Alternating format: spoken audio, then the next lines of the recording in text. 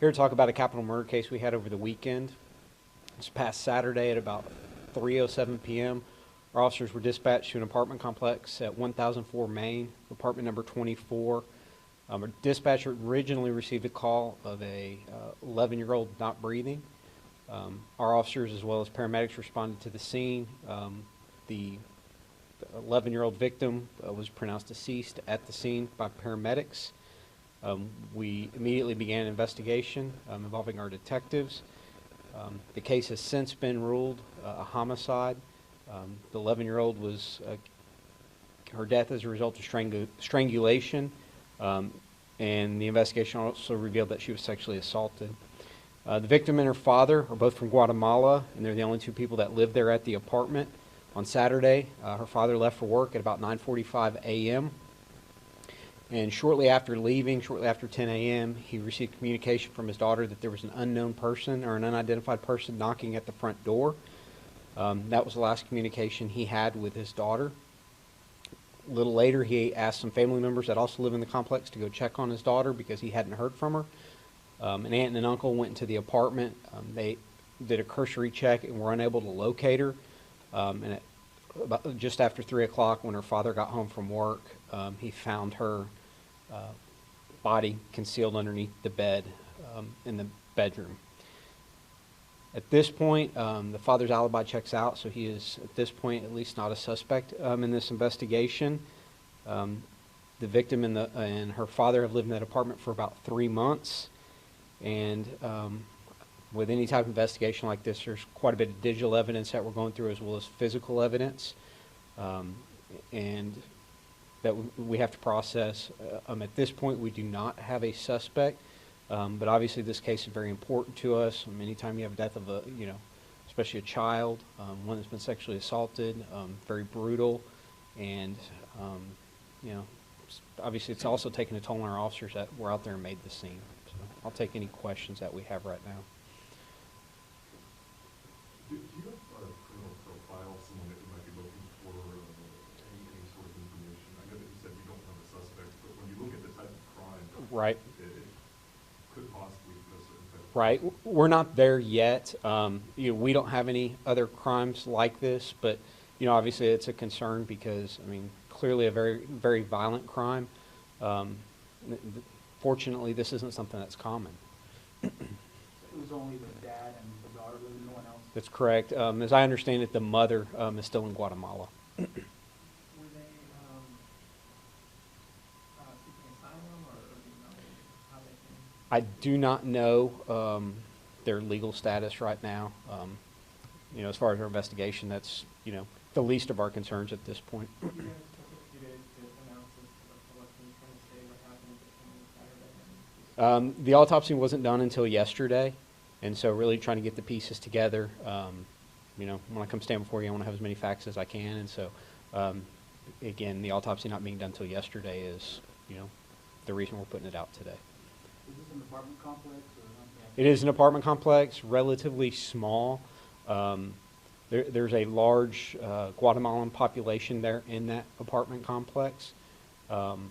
And like I said, the family members that the father had called to come check on her, they live in the complex as well. And so it's a, I say a fairly close, community there. Somebody had to have seen something, and that's the big thing that we're asking for is, whoever saw something, around 10 a.m. or just after 10 a.m. on Saturday at that particular apartment, we're asking them to come forward with any information that they might have. Is it safe to say that maybe that person could be that little girl was there at home alone? It seems awfully, suspicious that, dad leaves for work and, within 30 minutes you've got somebody knocking at the door, certainly. Okay, so at around 10 o'clock, is that what you said when she sends the text message to the father to say there's somebody knocking at the door? Correct. And does the dad say anything like, hey, don't answer the door? Or? There was some communication. I don't want to divulge what the communication was back and forth yet at this point. I will say, he asked if somebody entered. She didn't respond, and that's the last communication there is. From your investigation, was there a forced entry? There was not forced entry. The door was unlocked, and it was closed when the first family members went to go check on. And you said that it's a very small complex, so Yeah. you described it. Correct. What are the odds that it could be somebody living in the complex still, or someone who's familiar with the complex. I mean, I think naturally that's the first place you're going to look, right? Is somewhere around there, and that's, you know, obviously we're going to start our efforts there, and you know, move out from there. But that's, you know, certainly we have talked to several people there in the complex at this point. Is there any reason people should be worried? You know, this is an 11-year-old girl, and school is starting back up Right. as well. I mean, anytime, you know, you have a crime like this, certainly, you know, we don't have a suspect at this point, and so, you know, we're doing our level best to get out there, you know, and solve this crime. But certainly, you know, as a, you know, parent of a, you know, almost 10-year-old myself, you know, certainly is a cause for concern. Do you outline what kind of resources you have on this and what you might need from the public? The big thing we need from the public is anybody that they may have seen around that apartment around that time. We've reached out to some of our federal partners, again, because, you know, you have a large Guatemalan population, and so trying to, you know, do research on, you know, different people living there in the complex. And so we have our federal partners that are working with us as well as our investigators, our crime scene unit, the medical examiner's office. You know, everybody is working together on this to, you know, try to bring it to a resolution as quick as we can. Were there any security cameras in the complex or nearby? So there are security cameras in the complex.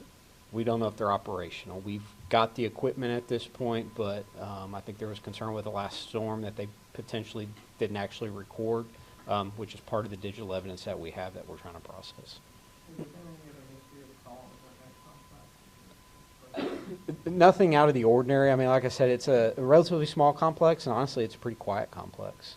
You know, with all the incredible advancements in forensic science over the past few years, a case like this, would you think would be fairly solvable? Would you be able to identify somebody in a pretty short period of time? I don't know what the timeline is on getting all these results. Right. And all that. And that's always the biggest challenge is, you know, turning things around. We're not the, you know, it's not the only homicide in the county. You know, it's not the only, certainly it's a high-profile case. I mean, when you have an 11-year-old, but that's not to say one homicide is more important than another one, right? And so trying, you know, working through, you know, with the Institute of Forensic Sciences on the processing of DNA. DNA is timely, or time-consuming as far as getting, you know, results back. And so we're working on trying to identify which pieces of evidence are most important at this point to try to get that processed as soon as we can. Was she in school? Well, they moved here about 3 months ago, and so as I understand it, she had not been enrolled in school yet, and I don't believe, again, the information I have right now, that she was in school here at the end. I believe they were in Austin for several months before they moved here, and then before that they were in Florida for a couple years. Were you able to determine that if she was hidden under the bed, placed there, or if she moved herself there? Based on the evidence, she was placed under the bed.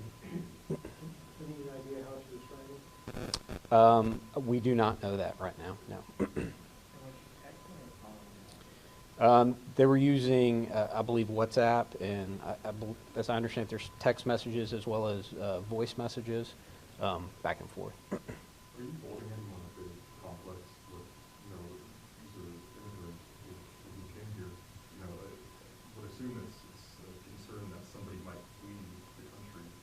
Right. So we've gotten information, talked to a lot of people out there. We've gotten, some people have voluntarily given us DNA samples to be able to compare as the investigation goes on. You know, and that's honestly one of the big challenges we have right now is you have a large undocumented population out there, and so getting cooperation has been you know, frankly, somewhat of a challenge.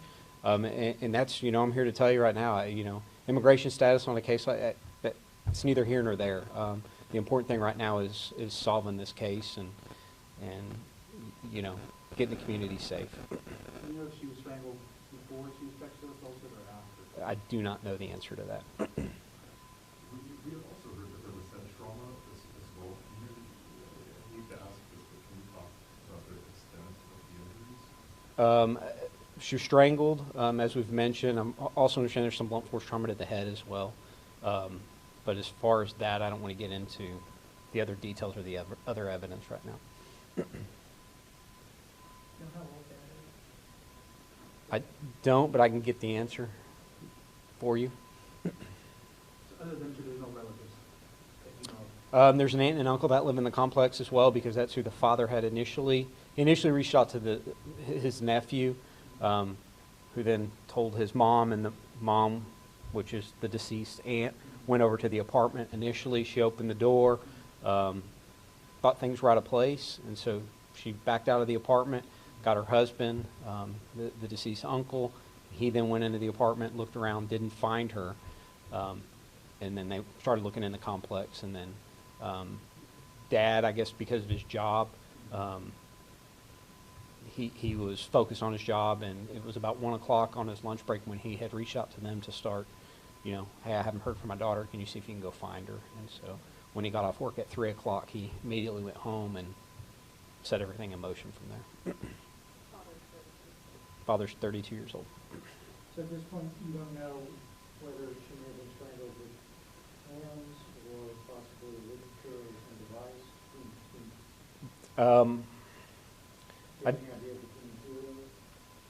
I have an idea, but I'm not in a position that I'm ready to disclose that. Anything else? Okay.